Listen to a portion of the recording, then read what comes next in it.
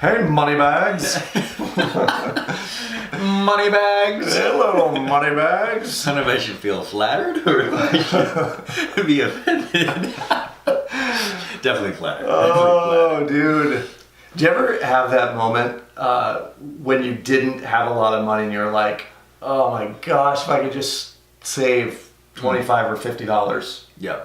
Yesterday? Yeah, was that yesterday? Yesterday was like, oh god. I remember having a conversation with my dad when I was in college. I had ordered a $25 or $50 a month subscription to an investment newsletter of some kind. Okay. And I told him, oh, I'm reading this, and this is what I'm going to do. And he said, don't you think it's probably necessary to have some money to invest before you start investing in, this newsletter that's going to tell you how to invest? Yep. So I think, looking back, I think he was both right and wrong. I love the fact that I thought I was on the path of mastery already. I wanted to learn more and more, right? Yeah. I was also kind of candidly looking for a quick buck and the easy, easy doubling my money. Yep. But I think there is a way that when you have a small amount, 25 or 50 bucks a month, you can start putting it away. Yeah. Definitely. So, yeah. Yeah.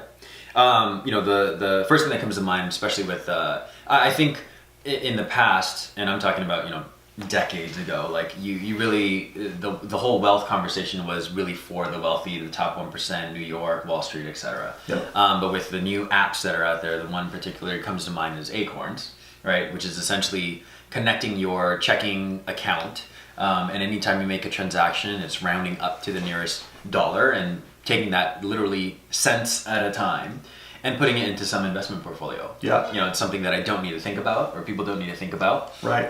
And there's the gratification knowing that, like, hey, I'm spending money, but I'm also saving money. Right. Investing Right. money. Yeah. It truly, to your point about, investing for wealth was primarily engineered for the rich. Yeah. And some of that, I think the reason for that was to buy a stock or to invest in a mutual fund, there were transaction fees. You had to go through a broker, et cetera, right? Yeah. So what Acorns has done is they've sort of flipped investor behavior on its ear because they've automated investor behavior. Yep. So couldn't agree with you more. I think the other thing that's changed are services like stockpile.com, which allow you to buy fractional shares of companies for a very, very minimal transaction fee, 99 cents a transaction fee. Gotcha. Right? Okay. And when I started, Share Builder was just coming online. Okay. And Share Builder ended up getting bought out by ING. But Share Builder, you could buy fractional shares of companies. I think it was $4.99 or $7.99 for the transaction. Okay. Yeah. So to get it down to 99 cents is, a whole lot easier. Yeah. Oh, yeah. Yeah. Yeah. How else can we do this? So there's another option through what's called dollar cost averaging.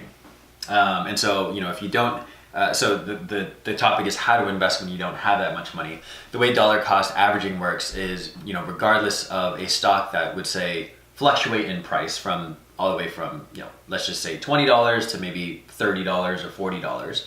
Dollar cost averaging is essentially buying fractional shares for whatever dollar amount you have. So on a monthly basis, if you're committing to $30 a month to invest in a particular fund or stock, essentially, regardless of what the stock price or the price of the fund is doing, sometimes you'll get more for your money and sometimes you get less for your money. Yeah. But regardless, you're going to consistently be investing. Yes. On a consistent basis, even if it is $30. Right. Yeah. Right. So the goal of that is to put the same amount of money every single month in a fund or a stock. Yes. And what happens is over time, you're averaging the cost of that stock. Yes. Hence the dollar cost averaging. Yes. You said it a lot more elegant. Oh, thank you. Thank you. I always think of that as a strategy. Dollar cost averaging is a strategy, as is another plan, which is called a dividend reinvestment plan or a DRIP plan.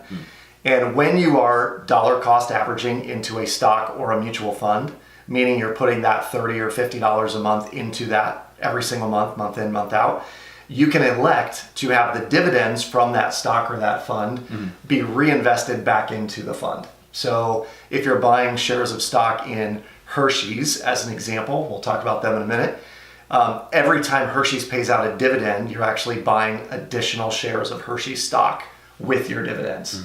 The actual essence of your money working harder than you. Yeah. Right? Yep. Cool. Yeah, that's awesome. It is, right? That is the essence of your money working harder than you. Yeah. So let's talk about funds first. And I know you came from that world. Yep. So there are loaded funds and no load funds. Describe the difference and why it's important. Oh, well, that's a loaded question. It is loaded. So essentially, when you're looking to invest, you want to make sure that there is no load or a very low to little load. Essentially, that is the fees associated with being able to invest in a particular fund.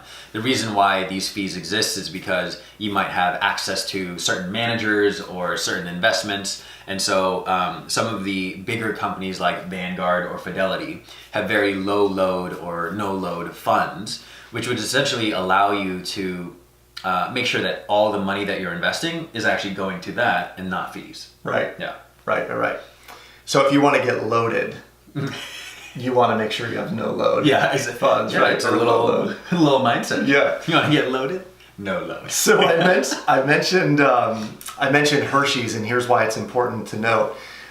Hershey's is a very capital efficient stock, and what that means is for every $1 that Hershey's puts into growth and development, they will make $10 in profit. So they're capital efficient, meaning the dollars that go in create a lot of dollars on the other side. So for investors, that's a really positive thing. Well, Hershey's also offers a direct stock purchase program. So you could go directly to Hershey's company. You could buy stock directly from their site or from one of their vendor partners on the site. And effectively, you could start a dollar cost averaging investment program with Hershey's with a DRIP, a dividend reinvestment plan. And essentially, you're not paying any fees or very low fees to be buying Hershey stock time and time again. Yeah. So the reason you would do this is a capital efficient company that pays dividends on the regular could eventually become a really significant part of your portfolio if you own lots of stock and it was paying out lots of dividends. So I go back to your story about your grandfather who started buying Nike when he was, how old do you suppose he was? Oh, I don't know. This was in the 50s. So He was buying in the 50s. Yeah. Wow. So investing for a long time. A long time. Yeah, long time. Yeah. And he ended up having, tell me again the number that he was getting in dividends from Nike stock. Yeah, in dividends, just from Nike stock, 60 grand a year. 60,000 a year. So $5,000 a month was coming in. So imagine if you started right now investing in a stock like Nike or Hershey, something that pays dividends, living on the $5,000 a month or whatever it's kicking out in dividends down the road. Yep. Right? It's totally possible. Totally possible. Yeah. But it does require two things. One, you got to get started. And number two, you got to stay consistent on it. Yep. Keep putting it in. Yeah. Final thoughts? Final thoughts. There's a conversation around, what is it? An avalanche starts from like a little piece of snow drop in and then it rolling and becoming bigger and bigger. So there's that compound effect. Totally. Regardless of how much or how little you think you have to be able to actually save and invest, given you have credit card debts and debts handled and all that stuff. Starting with a little will make a huge difference over time. So you always hear start early. And this is the reason why. No, regardless of how much money you have, shouldn't be the deterrent to actually investing. Right. Yeah. Exactly. So the challenge is this. Identify an amount of money that you are going to commit to on a monthly basis to go in to an account. It could be stockpile, where you're buying just a fractional share. And I might recommend going out and buying a share of a company that you particularly love, are fond of, or shop at a lot. So think about Costco or Amazon, Starbucks, Nike, right? Hershey's, Apple, right? All these are great companies. Yep.